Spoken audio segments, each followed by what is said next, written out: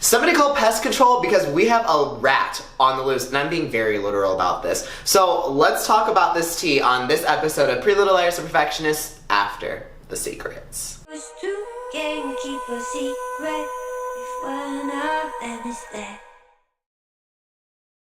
So let's piggyback off of where we left off last episode. Allie steps in and gives the liars an alibi to Dana as to where they were that night. So we pick up right in that ending part of the conversation with Allie and the liars, and they ask her, why did you lie for us? She's like, I want to help you. However, for me to help you, you have to be honest with me and tell me where you were that night. And so, yes, they tell the truth, but it's not the whole truth.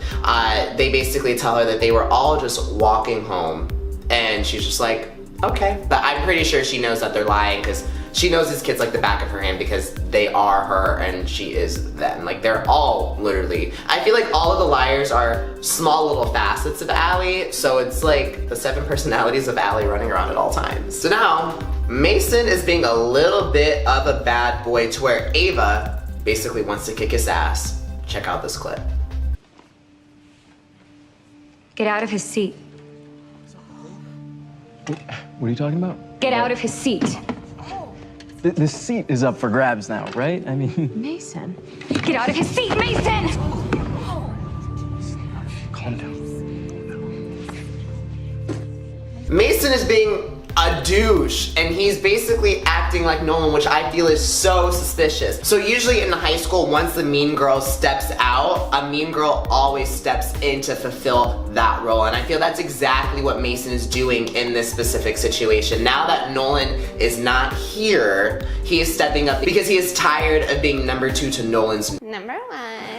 And so following right after that school scene, Ava storms out and Caitlin follows behind her, and who stops Caitlin as Ava keeps running? Dana Booker. And you know Dana's up to no good at this point. Dana reveals that she has some form of blackmail on Caitlin, so check out this clip. Was he holding something on you? No. Are you sure? Because something that would destroy your family got out.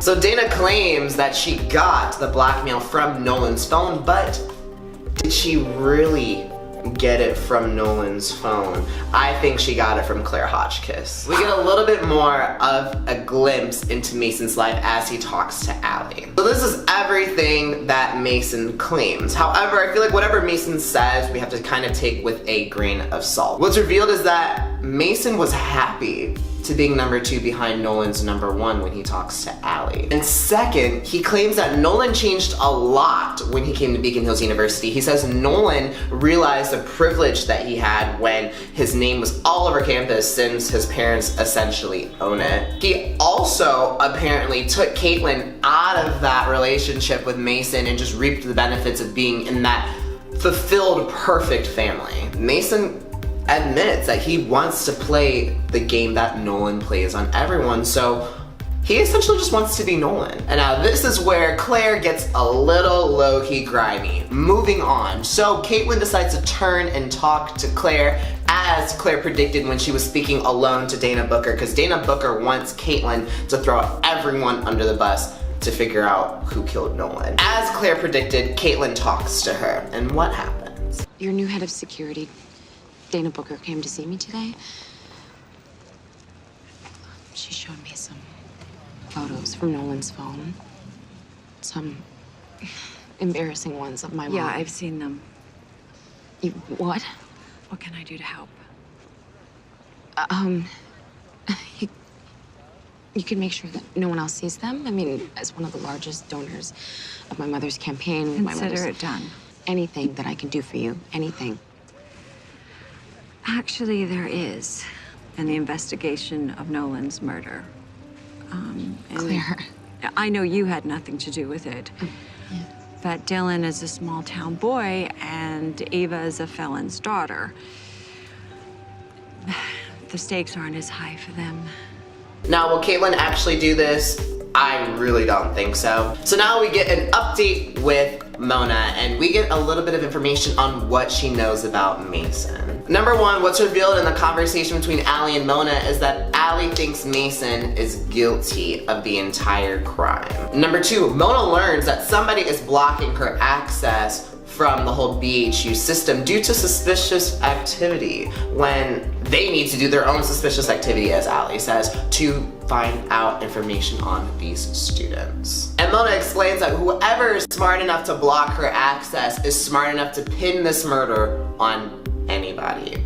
So no one's safe. Moving on. Ava drives the liars out to the infamous cabin in which Taylor Hotchkiss lives, but they don't know anything about this cabin. Ava reveals that she knew where Nolan was that night, as the car that piggybacked Nolan originally going into the forest, that was Ava spying on him. And Ava says that she saw a blonde girl there that she thought was Allie, but it was not Allie. While the liars are perusing through the cabin, Allie shows up and is like, what are you guys doing here? So they all decide to take a look around the cabin.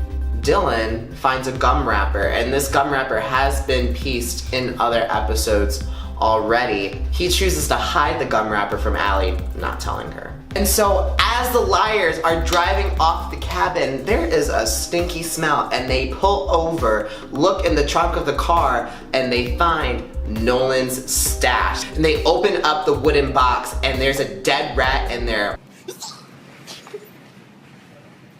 with a note.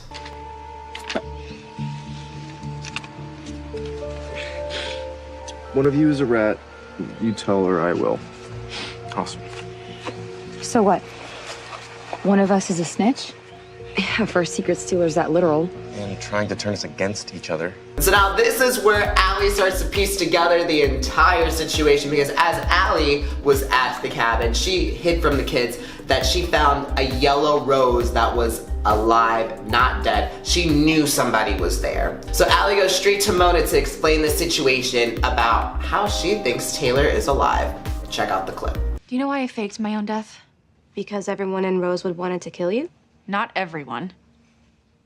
But that's not the point. This campus, this town, something's wrong here. Something worse than we've been thinking. What? I think Taylor Hotchkiss might be alive. So now going forth into the rest of the series, I think Allie is definitely going to pivot and make finding Taylor Hotchkiss a priority now that Nolan's dead, so she can get that extra background history on the Hotchkiss dynasty and take those bitches down. And finally, to wrap the episode, the liars are walking home in typical fashion at night, and they meet in the central part of the university. They all take off in their own directions. However, Caitlin has one last run-in with Mason. He's chewing gum and he throws the wrapper. She decides to stop after he walks away, turn around, she picks it up and realizes this is the same gum wrapper that was in the cabin as well as other episodes, and she calls the cavalry and lets them know that she thinks Mason is the one behind everything. So now the question is, what do you guys think? I think Mason's being painted too clearly as the murderer. I think he did it. However, proven in true PLL fashion, we're always wrong, and there's always someone else behind the puppet, and I think Mason is just a puppet right now at this point. But what do you guys think? Comment it down below and let's discuss. As always, with all the tea that's been spilled in this episode, can you keep this one a secret? Shh.